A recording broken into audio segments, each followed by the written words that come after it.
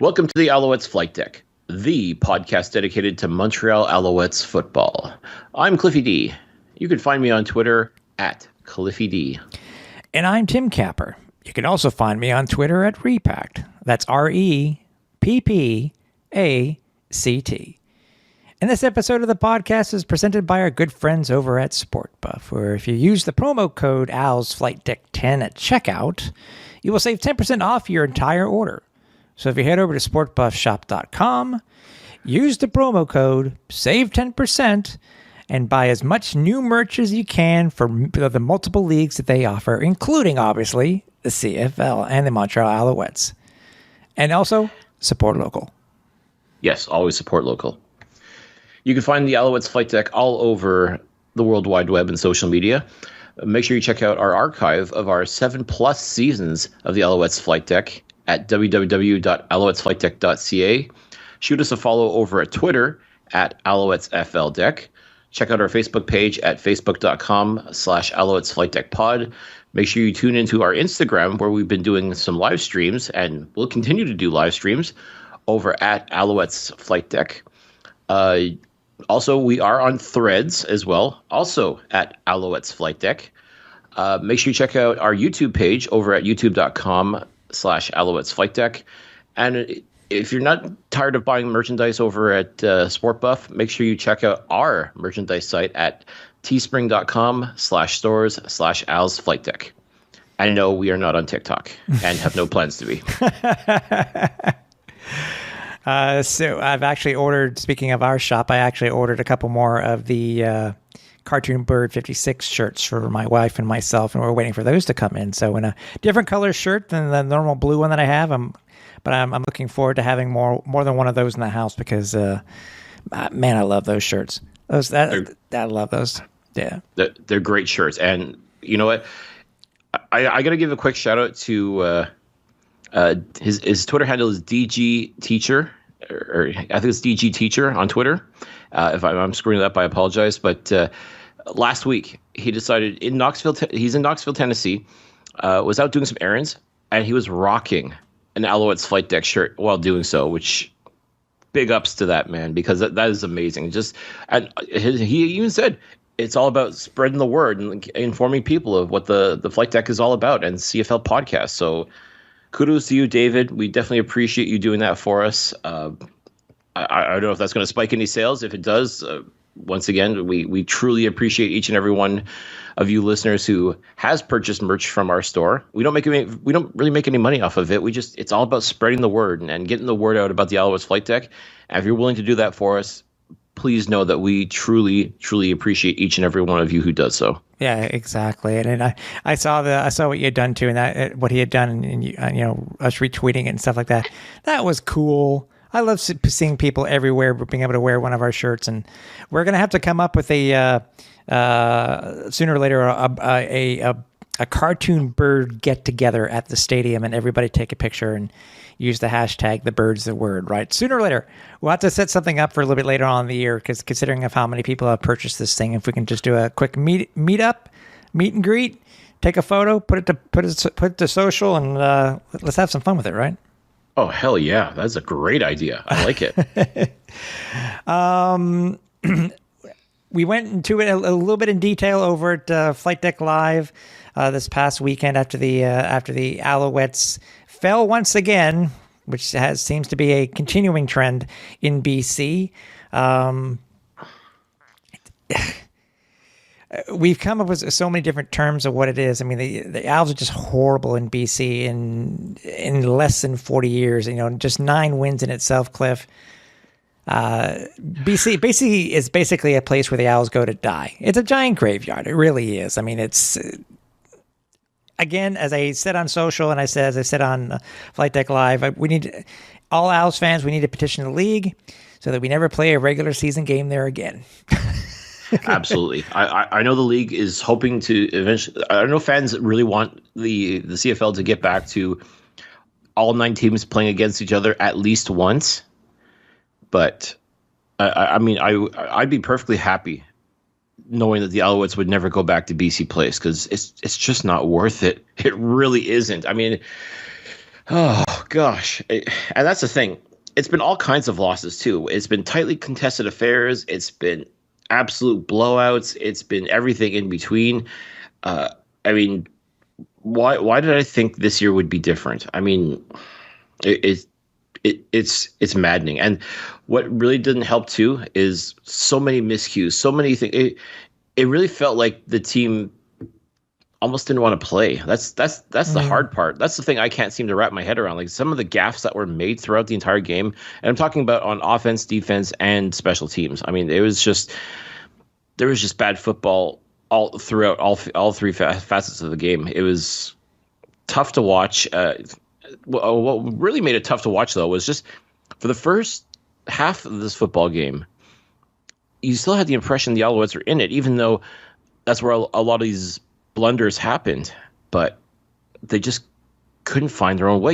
Like halftime adjustments, they're supposed to make you better, not worse. It felt like they got worse as the second half went on, and at that point, they had the full 15 minutes this time around, unlike 10 for the Canada Day rain game. Yeah, it was just a comedy of errors. Unfortunately, that's probably the best way to describe it. And all this to say that, yeah, if they announce when they announce the schedule for the 2024 season, if they happen to go with all 9 teams play each other at home and away, so be it. But I mean, if they decide, okay, we're going to stick with this kind of schedule that we've got going on now, where sometimes you don't play a certain team in a certain place, I sincerely hope that the Alouettes do not go back to BC Place. It's at this point, you may as well just say, you know what, we're not even getting on the plane. Just put an L. That's really all it is. It's frustrating for fans and supporters of this team that, you know, I was at practice on Friday. You know, in my head at least, I know the history. We know the players don't. You know, most of the players don't know the full extent of the history of the Alouettes in BC. And you try to go about it in a positive state of mind, but. You know, and even though we had a new head coach, Coach Moss has done quite well in BC. Cody had done pretty well, you know, in his career versus BC. I think he was 6-1 before the game on Sunday. Yeah, and it's again, you can't. You know, supporters like me, I'm a stats-minded guy. You know, sure we can say, oh, you know, what's done is done and is in the past is in the past. Well, unfortunately, when it comes to the Alouettes in BC, the past is the present, and it's going to continue to be the present until they can go on a winning streak in BC. That's never happened, happened. Well, when they're throwing around wins out there like manhole covers, and how the heck do you go on a winning streak when you can't even get one win? Mm-hmm. I mean, they have not won in BC Place since 2015. I mean, that is mind-boggling to think. Yep. No, it's true. But still, I think to me, still the big stab is nine wins in 40 games. Yeah. I mean, again, there's no motivation to go out there and try to win. Because it seems, and they went early. We thought, okay, it's a 4 p.m. game technically for them. You know, 4 p.m. local here, from Eastern time. Mm-hmm. So that boded well. But still, again, nothing doing. No, nothing doing. It's funny. The stats were updated a couple of times this week. Got the final ones with the preview for the Toronto game, which we'll be talking about in a couple of minutes here. But Cody Fajardo ended up going 25 of 40 for 287 yards. No picks. That's good. No touchdowns. Passing. That's not. Cody had the lone touchdown in the first quarter. He also led the team in rushing, which we'll get to in a minute here too. Mm-hmm. And that touchdown was after what potentially could have been. It's funny to say on the first play or the second play of a game to be the turning point. And you mentioned this on Flight Deck Live this past week, that the callback of the pick six by Duquois may have been that turning point. Even though, which I agree with, there have been multiple chatter in local media and online. That was a ticky-tack call. It should not have been. Should not have been called DPI. No, illegal contact. Sorry, illegal contact. Yeah. So that there may have been the turning point because, as you stated, Vernon could have been flustered from there out. The Owls were technically up 14-0. Technically up 14-0. Mm-hmm. Again, we talk about swings that happened. It happened last week versus Winnipeg. Talk about a swing of when there was a turnover and you're about to score, and that's what it was. There, it was a swing basically of 7 points. 14 points. But it wasn't. We played catch up basically for the entire game, and another loss in BC. But it was just more. But to be honest, Cliff, it was just more than one play that actually cost this Alouettes team this game. Oh, without question. And as I said, all three facets of the ball. There was just blunder after blunder, and just some I wouldn't necessarily call blunders. It was just really bad luck. Like David Cote attempts a field goal to try to cut into the lead. A field goal gets blocked, which ironically enough was funny because the punt that gave Montreal possession was blocked and by Lowell Ugalak, and Zach Lindley was able to recover it at midfield, giving very decent starting position for Fajardo and company.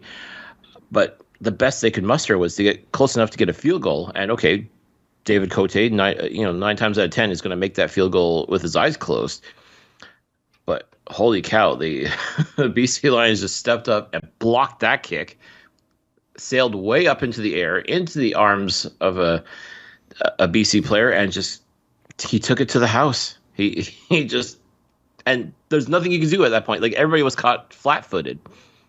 Like, okay, that happens. I mean, we just saw like you think about the Grey Cup last year, Toronto and Winnipeg, 2 blocked field goals in the fourth quarter. I mean, it's like it's like finding a unicorn. It's so rare. It's so unheard of. But these things happen. I mean, so you can't really fault anybody. It's just, unfortunately, the way the ball bounces, so to speak. Yeah, I know. But what's unforgivable, though, is like some of the absolute errors and stupid penalties and all sorts of things that really handcuffed the Alouettes throughout the entire game. It was just I don't know if it was bad luck or just poor management or any number of those things. It was just, as I said, a comedy of errors, and just it made for a not fun day out at BC Place. No, and it makes me wonder too, with the Alouettes only having one practice this week, one official practice this week, which was today as we're taping this. How can you make these corrections? Because 7 of the 10 penalties that the Alouettes took were special teams, and 3 of them were on Hergy Mayala. And we love Hergy. Yeah. We really do. He's friend of the show, great human being, fantastic receiver. But what in God's name was he doing on special teams? Like the first time, okay, it happens, and I'll even say that first penalty on him on specials, that was marginal at best as well. Like there was some hand fighting. You're going to see that sometimes, and I thought that was a ticky tack call right there. But the other 2 times were practically egregious, and like what are you doing? Like the first one, like as they say, was it once is a mistake, twice is a choice, 3 times is a pattern, or something along those lines? Yeah.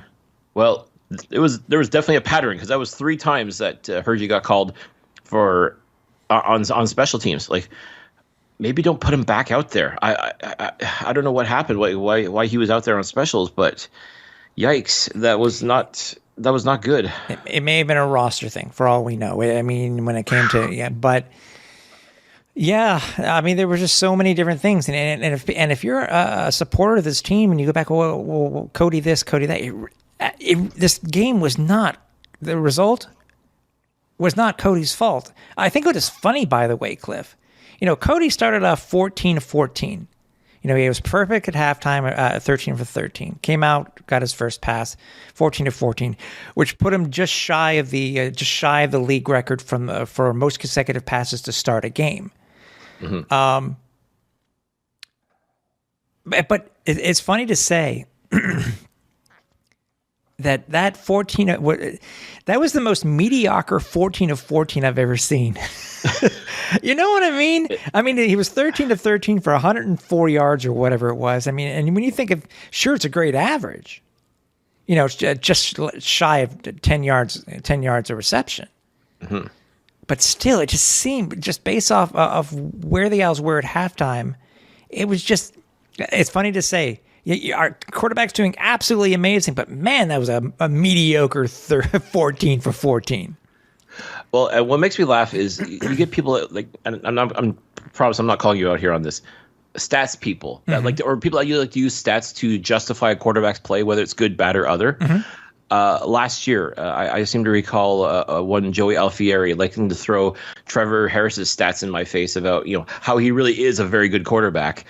And I said, well, listen, stats are nice, but winning's nicer. And yes, Trevor did find his way and started winning football games. But during that time when he was looking middling at best and mediocre at worst, yeah, don't throw stats. Don't throw his completion percentage in my face and his this and that and his dinks and dunks and all that crap. Like, guess what? The Alouettes still lost the game, or they lost this game. They lost that game, or he can drive them down the field, but then you end up with field goals. And that was pretty much the Alouettes in the second half. Like, it feels weird.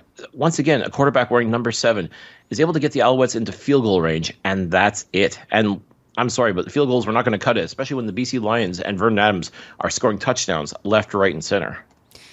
Yeah, I mean, it's funny. And Cody went for the second half. After that, he went 10-4. Sorry, I'm trying to do my quick math here inside my head. He went 11 for 25. I think if I'm doing I think 11 for 25 in the second half. But again, it wasn't all on Cody. But again, Cody led this team in rushing. I'll say it again, Cliff. Cody led this team in rushing. He, by far, he had 57 yards on 8 carries. You know, KGG had an outstanding run there. He was just 1 for 17. But here, this is the issue. William Stanback had 6 attempts for 17 yards, a 2.8 average. You know, longest was 9. And yet, we're only down by 11 at half. And it's like they gave up on the run. Something that Coach Moss had said he was not planning to do this year was give up on the run. But again, we saw it in against Winnipeg, and we saw it against BC. Is that, yeah, you get into a hole, and one that you just don't feel you can climb out of so easily. And yeah, who suffers the most? The running back. They get turned into an extra blocker, if that, on the offensive line. And yeah, again, it almost feels like these teams are really truly figuring out how to attack this offensive line when it comes to trying to create lanes for the running backs to possibly do something. But yeah, we're falling into a lot of the old tricks that we saw last year when it came to how Cody Fajardo played and how the offensive line more or less hung him out to dry. But can't completely blame the offensive line either, because they're for the most part doing their job. But at the same time, like, I've seen this way too often. Like, we're seeing a lot of blitzing from BC, for example. Like, their defensive line was blitzing like crazy, and it just felt like it was a wave. Like, they rushed right into the offensive line, and it almost felt like Cody would just do just enough to evade getting that initial tackle, and then he'd run, because like the pocket didn't collapse around him, because the pocket just got swept away to sea, and he was out there all by himself. And oh crap, I got to run. And as I've often joked, Fajardo is a Latin word for run for your frickin' life, because that's exactly what he's been doing this year, is running for his life. And sometimes he gets a great runoff, and if he can move 10, 12 yards downfield and get the first down, that's great. But if he can't even get 2 yards down before someone hits him with a shoestring tackle or something like that, then it's all for naught. I mean, it's concerning more than anything else. I have to wonder what's going on in everybody's head when it comes to, especially when it comes to blitzing. Like, what are they seeing? Like, what can they do to improve upon that? And as you said, there's only been one official practice this week. He had 3 rushes. He had 3 attempts in the second half. I just checked it now. 3 attempts. Stanback? Yeah. Yeah. And he had that great catch, but 3 attempts. Yeah, and that's the thing. Like William Stanback has done great things when it comes to his catching game. Like he's become a very solid receiver and should be used, quite frankly, more as a check down option, which I haven't seen a whole lot of either. But at the same time, you're paying this guy to run.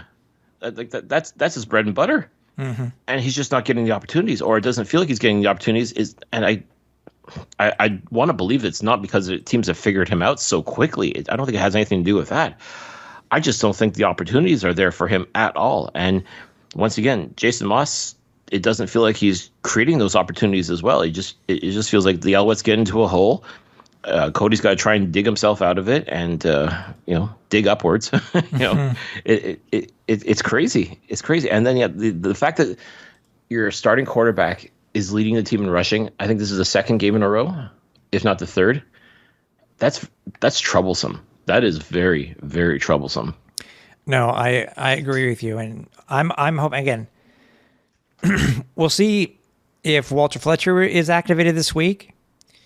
It might be able to change it up a little bit because we know who most likely the Argos are going to be going with, obviously. But if we can just get maybe a 1-2 punch out of the backfield and use them properly, it could be to their advantage against the Argos. But something's got to be done. I mean, this is not the same William Stanback, and nothing. I do understand that this is the last year of his current contract, and he would be a free agent next year. Come on, William. But again, only getting the 6 attempts, you can't blame that on him. But still, something's got to change. Something has to change in itself because it was just utterly embarrassing what happened. Obviously, but first let's give some props here, Cliff. Though even though it doesn't show it in the scoreboard, the stats themselves actually do show that the Alouettes could have been in this game and even farther. It could have been winning this game. They had 5 extra minutes on time of possession. I think they were almost equal in yardage, which blows my mind. But yet again, look at how much they lost by. But on the positive side, the minor change that the Alouettes made by making some changes on the practice roster and activating a couple of rookies was absolutely genius and what needed to be done, and it bodes very well for this team, especially with the potential of Tyson Philpott coming off the 6th game. Can you just imagine Austin Mack, Tyler Snead, Courtney Davis, KJG, and throw Tyson Philpott into there? I can only imagine what the type of threats that we have, and especially that catch that Courtney Davis made. It's funny. 2 of our new guys this year, Courtney Davis and Austin Mack, have made Geno Lewis type of catches, which is what we need to see. That's fantastic. That they're finally gonna finally get those deep threats. And you've arrived when Geno Lewis himself gives you the stamp of approval on Twitter. He was loving that Courtney Davis catch, and I don't know if Geno knows that he was wearing Courtney was wearing number 87 during training camp, but we won't get into that. But but as I say, real recognize real, and if Eugene Lewis is sitting up and taking notice at your catch, you're doing something right. And I hope the Alouettes realize that and definitely find a way to get Courtney some more reps, get him involved a little bit more in some of the offensive schemes, because this young man, we saw him make outstanding catches throughout training camp and into the preseason. So we know the talent is there. It's just a matter of, is he going to get the opportunity? And I sincerely hope that kind of put that little spotlight on the stage. I sincerely hope that was enough for the Alouettes to really consider, okay, we got to find a way to get this guy in the game more often. Yeah, for sure. Austin Mack did lead the team in receiving again this week. He currently leads the CFL in total receiving yards. Some interesting stats that came out, by the way, from Steve Daniel in the preview for the game this week for the Argos. No Alouette has ever led no Alouette first-year player, can't call him a rookie, first-year player has led the CFL in receiving yards. Right now he's currently on a pace to have the record, to beat the record, and become to make obviously a huge name for himself. So if it stays just like this, Cliff, I'm sure he'll get there. But again, 8 receptions, 72 yards. Tyler Snead, great game for this rookie. 4 receptions, 61 yards. His longest was a 44-yard reception. Talk about Courtney Davis, 50 yards on 2 catches. KJG, 5 catches, 49 yards. And we'll finish up with James Tuck had 11, and Hergy had 1 catch for 15. Dude, it bodes well. I'm liking what's happening, considering what's happened earlier this year. With the basically stripping and rebuilding of this franchise. It's just we need to get the rushing game into it. And specifically, gotta stop those sacks with Cody. Yeah, it's paramount right now. You're absolutely right. This receiving core, I know a lot of people were crapping on them earlier this year, saying like it's a real who's that of the Canadian Football League. But I mean, these are young men that just were needing the opportunity, needing the chance to get out there and show what they can do. And Tyler Snead, I see a little bit of Ben Cahoon in this kid. I mean, he's stature like a bit of on the shorter side, but not afraid to make those catches in traffic. Able to get open. Like he too has really impressed. Courtney Davis, we just talked about how incredible it was, and Austin Mack, which again, I like to think with Austin Mack, it's the podcast karma, because we've had him on the show now, and he's tracking upwards and in the right direction. So I'm not saying it's because of the podcast necessarily, folks, but I'm not saying it either.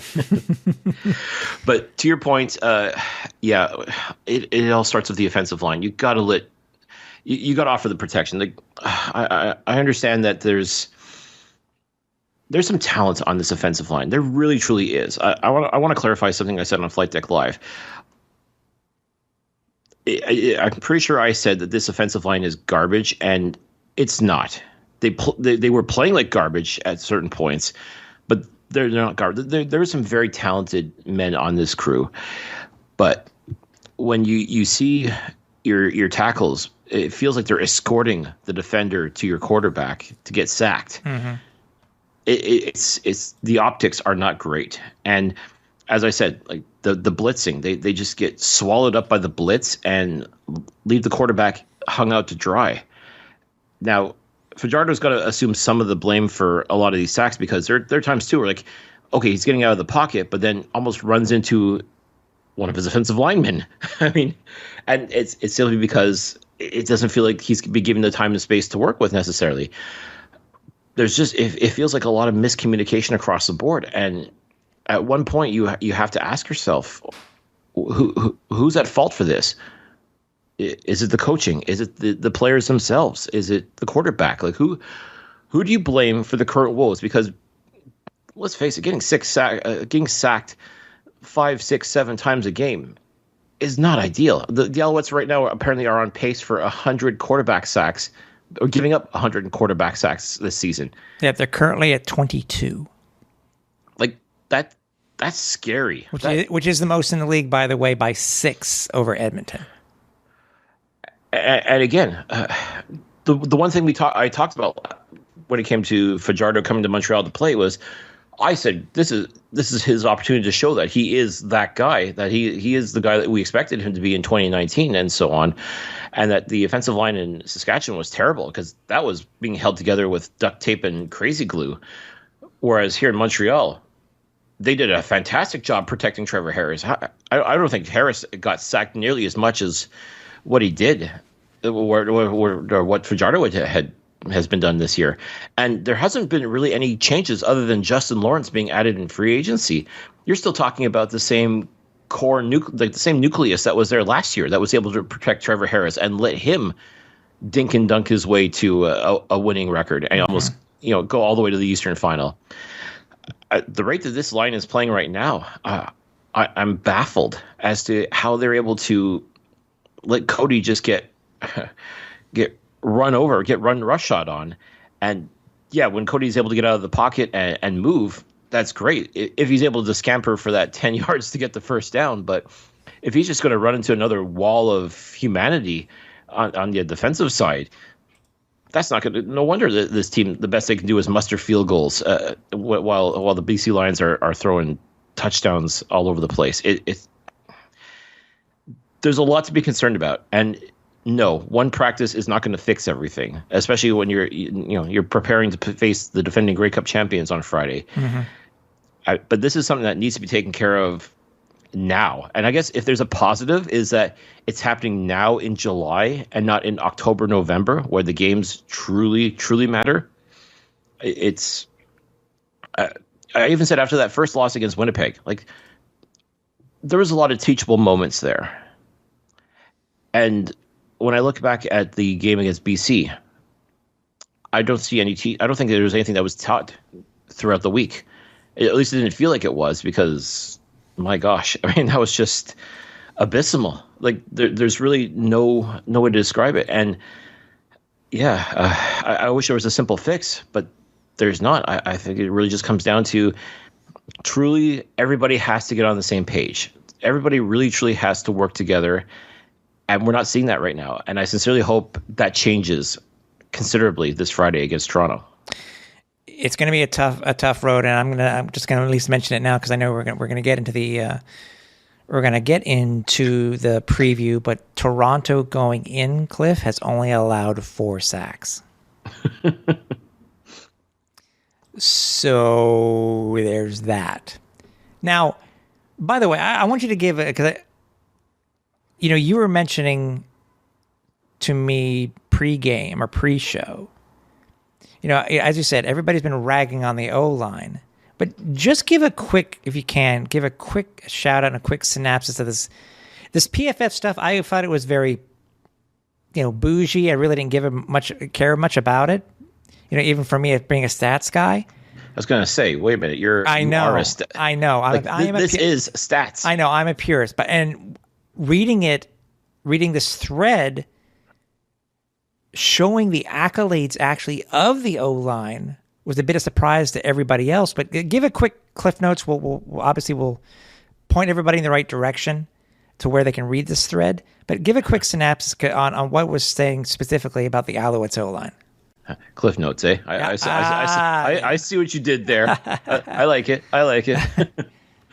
Well, essentially because when it comes to PFF or Pro Football Focus, which does a lot of the grading. Well, they've been doing grading now for years on the National Football League, and now they're starting this year on the Canadian Football League, trying to apply the formulas that work there and ranking players based on certain tangibles and certain certain stats and things of that nature. Mm-hmm.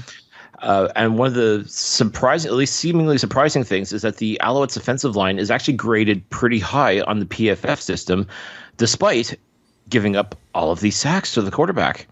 And a lot of people are like, well, how is that even possible? Like, how can this offensive line be graded so highly, yet we're just seeing the quarterback getting, ragdolled? And how they broke it down is just, as far as the way, like, essentially the way they broke it down is just the different types of coverages that are being shown. Mm-hmm. Are when things break down, it's not necessarily on the quarterback, it's not necessarily on the offensive line. It's kind of a shared effort, really. Right. And so, like, the way that they track the stats and the way that they track the progress and the grading of the players is based on an overall body of work, as opposed to pass protection or run blocking or just overall protection of the quarterback, as far as, like, make sure the pocket stays open and letting the quarterback do his job.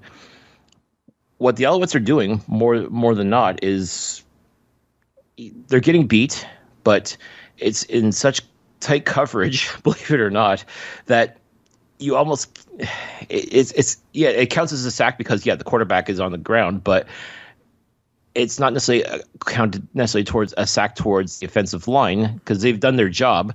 Problem is, because of the way the play unfolded, the quarterback could have done something different, and the sack actually ends up being on him, which is kind of weird to think about, but that's more or less how they explain it. Again, I won't go into all the details of it. Well, it's like, you say that? It's kind of like when I think it's happened a couple times this past weekend in the CFL.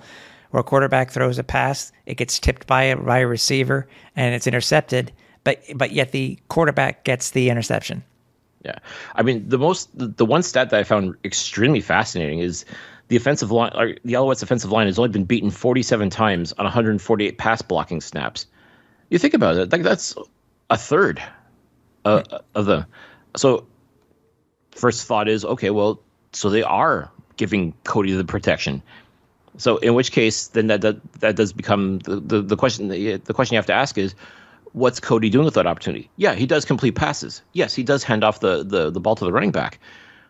But sometimes he takes the ball and goes on a run. And that can go one of two ways. Either really good, where he gets the first down, or really bad, where he runs into a defensive lineman and ends up kissing the carpet. So it's easy to sit and blame the offensive line for all the woes right now for Montreal. And when you look at 20-plus sacks being given up in 4 games, it's frightening. But at the same time, you can't lay every single thing on the offensive line.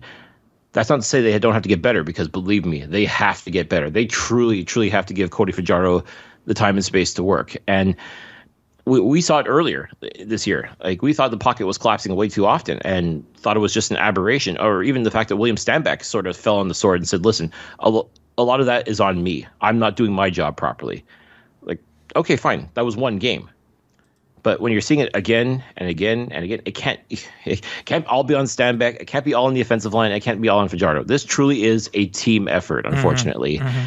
And as I said, this is something that the entire coaching staff truly, truly has to work on. Like, these offensive linemen are good men. I definitely think there's a lot of great players on this line. They just got to get it together. I think truly that's really what it comes down to, is they got to do whatever they can not to get the brakes beaten off them by the opposing team, and truly give their quarterback time and space to work. And I think Fajardo truly has to be more of a stay in the pocket a little bit more, unless it's collapsing, of course. But I mean, like, just don't. Your first instinct shouldn't be to tuck the ball and run. Unless you truly have nobody open, which I'm sure has happened a few times, but sometimes, like, find your check down. That's the other thing too. Like, you got Stanback back there. If he's not blocking, for God's sakes, like, someone's got to get in there and, get those dirty yards, those second and short yards. Find Stanback as your safety valve if you have to. I mean, I think that would really take a lot of the pressure off the offensive line. It would definitely take a lot of pressure off of Fajardo. I mean, at least this way he's not, he gives him a chance to make better decisions and just have that confidence to make the plays happen. I know it's easy for us to say, like, sitting on the couch watching this on TV and reading the stats and all that crap, but people ask what's wrong with the Alouettes, what's wrong with their offensive line. I mean, there's a lot right there. So we co-tweeted it on the Alouettes Flightdeck Twitter account, but by all means, definitely check out on Twitter at PFF_Bryson, Bryson. The way he broke it down, I mean, it's fascinating to see. You may not agree with it in its entirety, but it definitely does give a bit of perspective and a little bit of insight, if you will, to how they grade the players, not just on the Alouettes, but pretty much throughout the entire CFL, as far as grading them as to whether or not these are truly outstanding players or not. Exactly. Before we get to the preview for the game this week, obviously the Grey Cup defending champion, Grey Cup Toronto Argonauts. I want to congratulate Brandy and McAuliffe for winning the pair of the SportBuff flight crew seats this week, Cliff. She will be going to the game on Friday to see the Owls play the defending Grey Cup champs, Toronto Argonauts. And stay tuned, obviously, with the bye week coming up.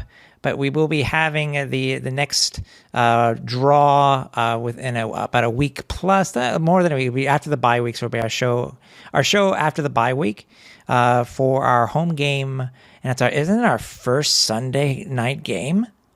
It is versus the Calgary Stampeders. Mm-hmm. So stay tuned for those, where you can too be the winner of that pair of tickets. Of the SportBuff flight crew seats. And congratulations again, Brandy, and I hope you enjoy the game on Friday. So we got the champs coming in, bruh. the undefeated champs coming in, bruh. Yeah, and it's so funny because typically after the Toronto Argonauts win a Grey Cup, they kind of fall off the face of the earth. That's happened in years previous, and I was prepared for it to happen again, but somehow Chad Kelly and company did not get that memo because they're the last undefeated team in the Canadian Football League. Only 3-0, but still, they are undefeated. And truthfully, I just don't see how they don't make it 4-0, especially with the way the Alouettes played the last two games and just how dominant, truly dominant the Argos have been playing this week or playing so far this season. Yeah, and you know what's funny is that their head coach Ryan Dinwiddie just got a multi-year extension to his contract.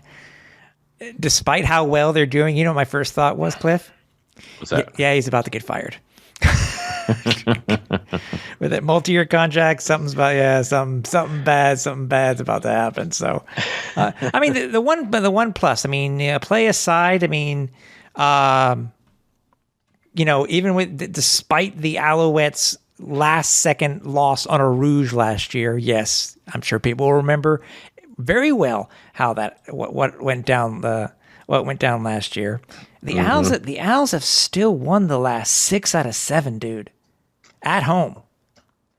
So it does bode well for the Owls with them coming to town. Despite what the Owls have gone through.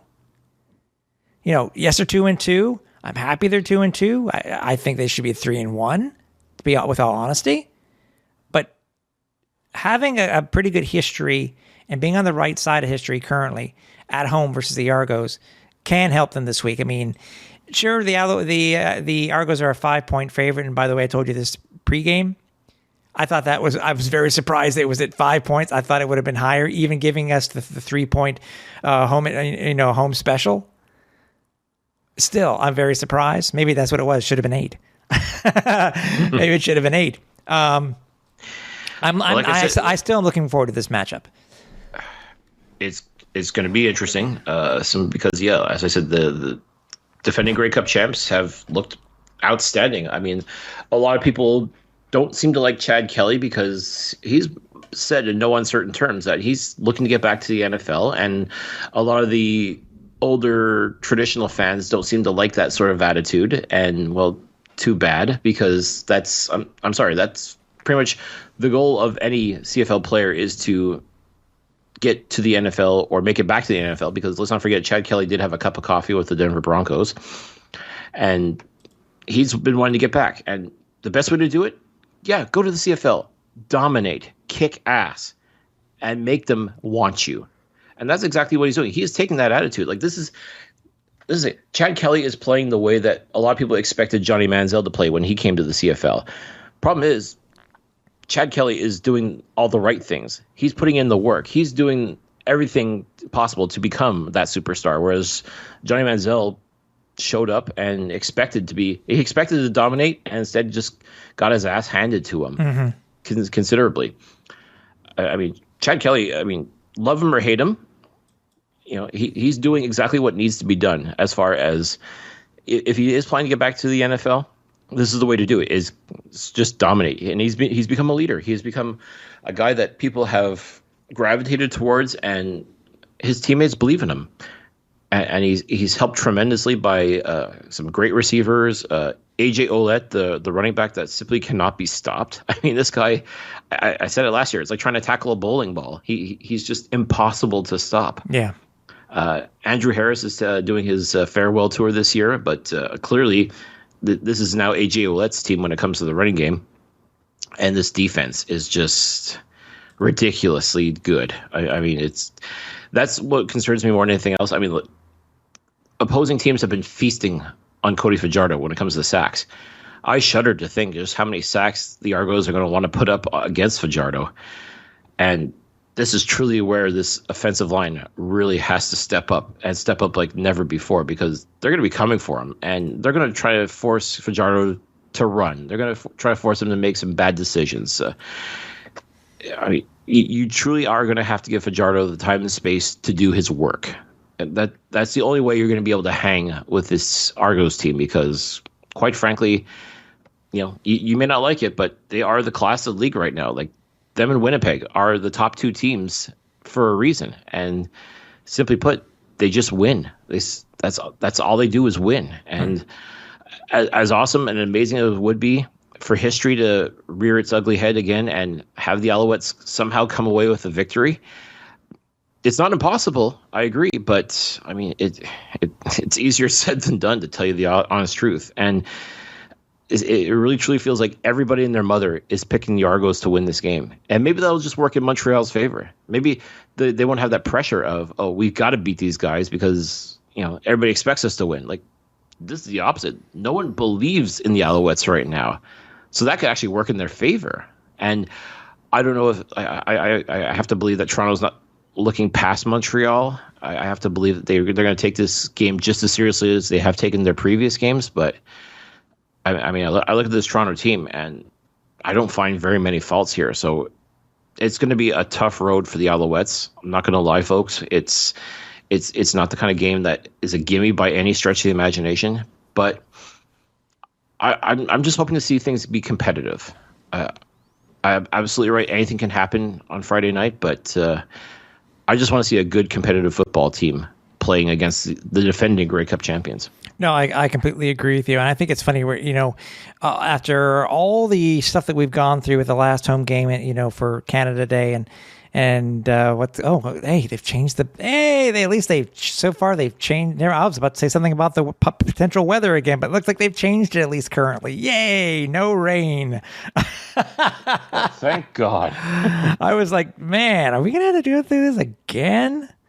Oh, man. Potentially. Nope, I'm looking at the wrong day, dude. It is very possible, Cliff, that we are going to have rain. You son of a... I tell you. At least during the day, they're talking about, but we'll see what happens once we start. Anyways, it's a possibility. It's still going to be warm. We'll see what happens. I don't want more rain, man. It's funny to say that. I know we need it in Montreal, but man... It was actually nice seeing them play on a dry surface last week in BC, and they had the roof open. So you know what I mean. So beautiful weather under the dome.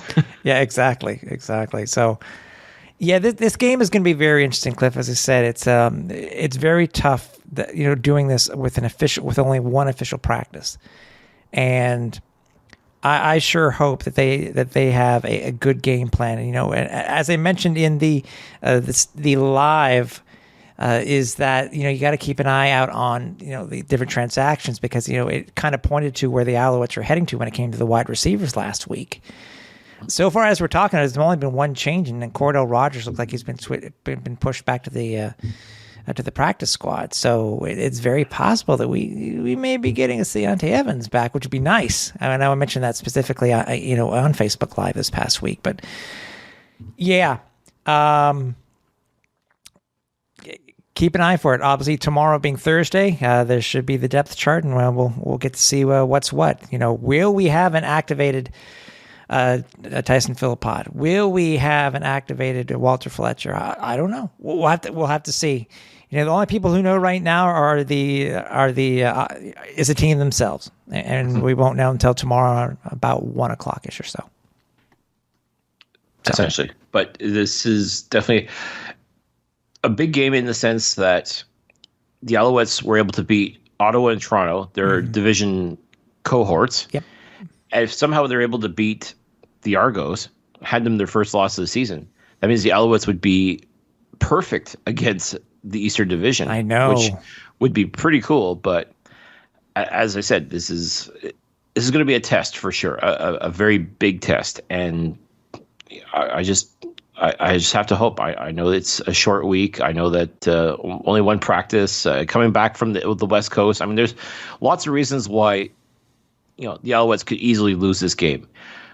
My hope is that they were thoroughly embarrassed and felt embarrassed by what they put out in BC, and that they're going to do everything in their power to prevent that from happening again versus Toronto, especially in front of their hometown fans. I mean, that's the other thing too, is you don't want to get embarrassed in front of your hometown fans. And simply put, it's just a matter of doing your job. Like you know what it takes. You know what has to be done. I mean, like listen, this team definitely has the talent. There's absolutely no question about that.